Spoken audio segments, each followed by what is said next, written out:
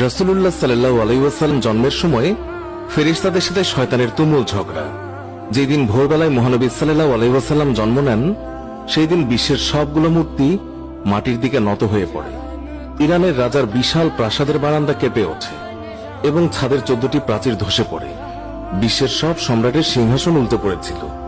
বিশ্বের সব রাজা বোবা হয়ে পড়েছিলেন, অর্থাৎ তারা কথা বলতে পারছিলেন না। সেই দিন গণকদের সব জ্ঞান লুপ্ত হয় এবং জাদুকরদের জাদুগুলো অকার্যকর হয়ে পড়ে। বিশ্বনবী সাল্লাল্লাহু আলাইহি ওয়াসাল্লাম জন্মের সময় শয়তান তার সন্তানদের মধ্যে আর্তনাদ করে ওঠে। ফলে সবগুলো শয়তান তার কাছে এসে বলে, কেন এত পেরেশান বা উদ্বিগ্ন হয়েছ?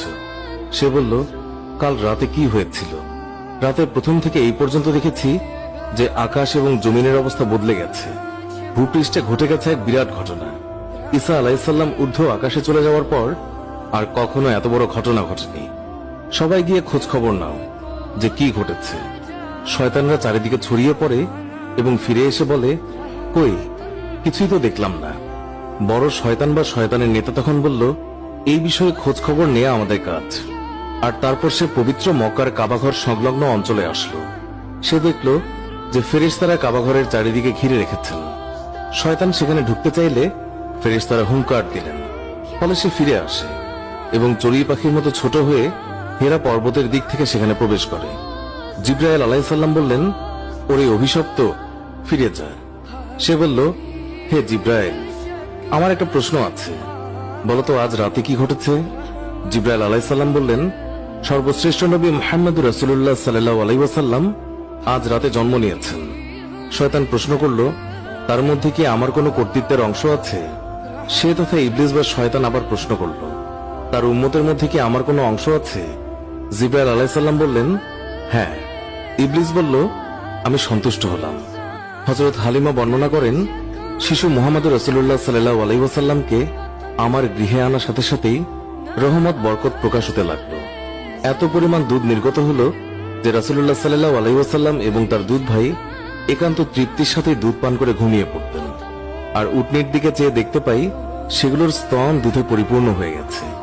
বিবি হালিমা বলেন, আমার স্বামী উটনির দুধ দহন করলেন এবং আমরা তৃপ্তির সাথে তা পান করে সারা রাত আরামে কাটালাম। দীর্ঘদিন পর এটাই প্রথম রাত্রি যাতে আমরা শান্তিতে ঘুমিয়ে পড়লাম। আমার স্বামী বললেন, হালিমা, তুমি খুবই ভাগ্যবান এক শিশু নিয়ে এসেছ। আমি বললাম, আমারও এটাই ধারণা, এই শিশু অত্যন্ত সৌভাগ্যবান। বিবি হালিমা আরো বললেন, মক্কা থেকে ফেরার পথে শিশু মুহাম্মদকে কোলে নিয়ে যে দুর্বল বাহনটিতে চলতে লাগলাম, মুহাম্মদ রাসূলুল্লাহ সাল্লাল্লাহু আলাইহি ওয়াসাল্লামের বরকতে বাহনটি এত দ্রুত চলল যে সবার বাহনকেই হার মানালো। আমার সাথী মহিলারা আশ্চর্য হয়ে বলতে লাগলো, এটা কি সেই দুর্বল সওয়ারি যার উপর আরোহণ করে তোমরা প্রথম এসেছিলে? তারপর বাড়ি এসে দেখলাম সমস্ত বকরিগুলো দুধে পূর্ণ হয়ে গেছে, অথচ কিছুক্ষণ পূর্বে সেগুলো দুধ শূন্য ছিল। আমার গোত্রের লোকেরা তাদের রাখালদেরকে নির্দেশ দেয় যে তোমরাও তোমাদের পশু ওই জায়গায় চড়াও যেখানে হালিমার বকরি চড়ে। কিন্তু তা তো চারণ ক্ষেত্রের বিশেষত্ব ছিল না, বরং গায়েবী মদদ এবং বরকতের মধ্যে তা নিহিত ছিল। তা ওই সমস্ত লোক কোথায় পাবে? এইভাবে আমরা প্রায় তার বরকতের ঘটনাবলী প্রত্যক্ষ করতাম। হযরত হালিমা বর্ণনা করেছেন, তিনি কখনো শিশু মুহাম্মদকে উলঙ্গ অবস্থায় রাখতেন না। সেই রূপ করলেই তিনি চিৎকার করে কাঁদতেন।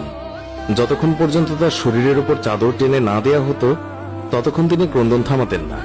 হালিমা বলেন, যেদিন থেকে আমি জানতে পারলাম শিশু মুহাম্মদ সাল্লাল্লাহু আলাইহি ওয়াসাল্লাম